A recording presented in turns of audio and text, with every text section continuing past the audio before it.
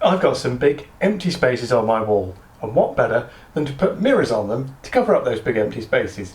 Now I've got these mirrors 60% off, if you believe the maths that £20 is 60% off of 60 quid. So these mirrors have no fixings on them, so I need to deal with that. But first off, I need to paint them, because you might be able to see behind me, my bookcase is darker, and that's because all the wood in my house is darker. So first off, I'm going to stain them with some stain down here, which is the same stain that was actually put on that bookcase. So let's get started.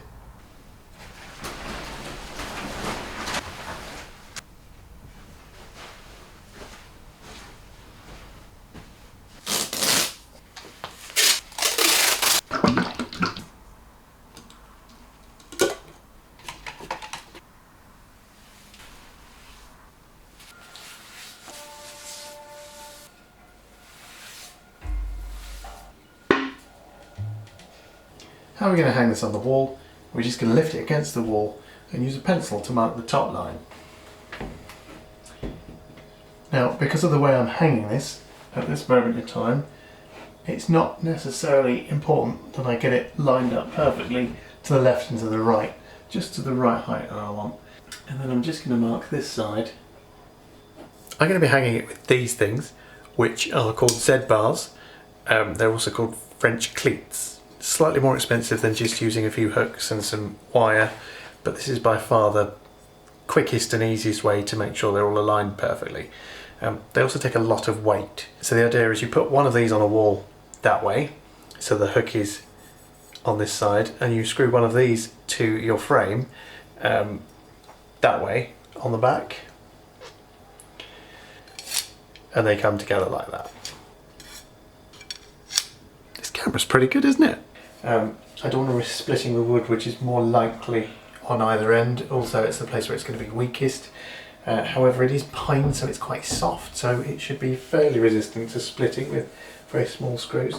So I'll actually go ahead and stick it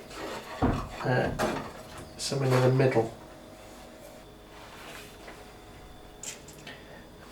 So now we've got the height our bar's going to be, and we've got the midpoint.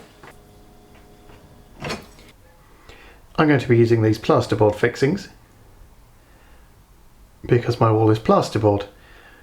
Now the mirror weighs just over 7 kilograms, and each one of these can hold way over 7 kilograms, so I'm perfectly confident using 3 of these in the plasterboard wall.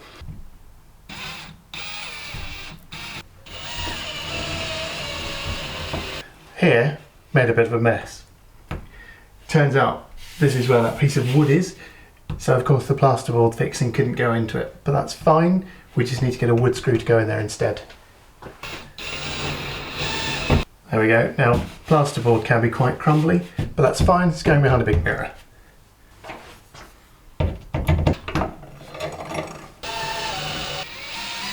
And there is your rail. And this is how the mirror would attach to it. Slots on. Very simple. So that is the exact middle of our picture. Here.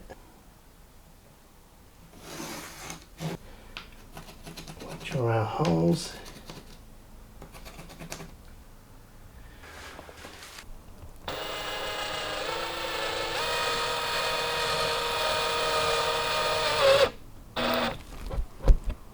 And now for the moment of truth.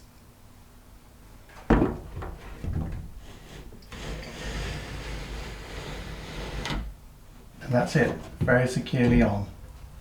That's not bad.